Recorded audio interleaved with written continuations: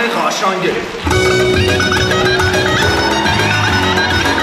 Հայաստանի տարբեր մարզերի ու Լեռնային Ղարաբաղի բազմաթիվ երիտասարդներ Ստեփանավան էին եկել։ Առիթը մինչ մարզային երիտասարդական փառատոնն է։ Տաշիր բարեգործական հիմնադրամի եւ Լոռու երիտասարդ սերունդ հասարակական կազմակերպության ջանքերով կազմակերպված փառատոնն ընդլայնել է աշխարհագրությունը։ Այս տարի ոչ միայն լոռեցի երիտասարդներն են մասնակցում, բայց անցկացման վայրի ընտրությունը պատահական չէ։ 2015 թվականին երիտասարդական մայրաքաղաք ճանաչվել է Ստեփանավանը։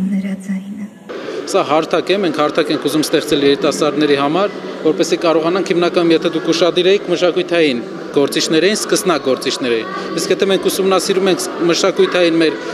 գործիչների պատմությունը, սկզբի մասում իրանք ունեն լսարանի խնդիր։ Փառատոնը փորձում է ապահովել այդ լսարանը, այսինքն հազարավոր մարդիկ կարող են տեսնել իրենց աշխատանքները եւ գնահատել, ինչն էլ պետք է ճանաչողության համար։ Ձեռագործ աշխատանք, գործիքային կատարում, էստրադային երգ, պար, ասմունք, ժողովրդական երգ։ Փառատոնին մասնակցող բազմաթիվ երիտասարդներն այս անվանակարգերում էին ներկայացված։ Լավագույն եռյակները հոկտեմբերի 26-ին արդեն հայտնի էին։ Այդ օրը նաև փառատոնի գալահամերգն էր եւ մրցանակաբաշխությունը։ Իմ ուրախությունն եմ հայտնում, որ այսքան երիտասարդ առնչվում է մշակույթին, արվեստին։ Մի քիչ լավ, մի քիչ վատ, բայց կարևորը որ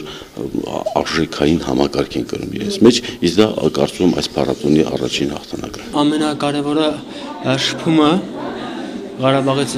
կիլոմետրերով հասնել այստեղ եւ շփվել մարդկանց հետ եւ ստանալ ահագին տպավորություններ, լավ իհարկե։ Բոլոր մարզերին էլ հաջողվեց մրցակցային տեղ ու պատվոգի ստանալ։ Փառատոնի հովանավոր Տաշիր բարեգործական հիմնադրամի ներկայացուցիչները վստահեցնում են, որ Տաշիրը շարունակելու է սատար կանգնել երիտասարդությանը եւ նպաստելու է երիտասարդության ներուժի բացահայտմանը։ Անետ Կարպետյան, Համլետ Պապանյան, Մոլորակ։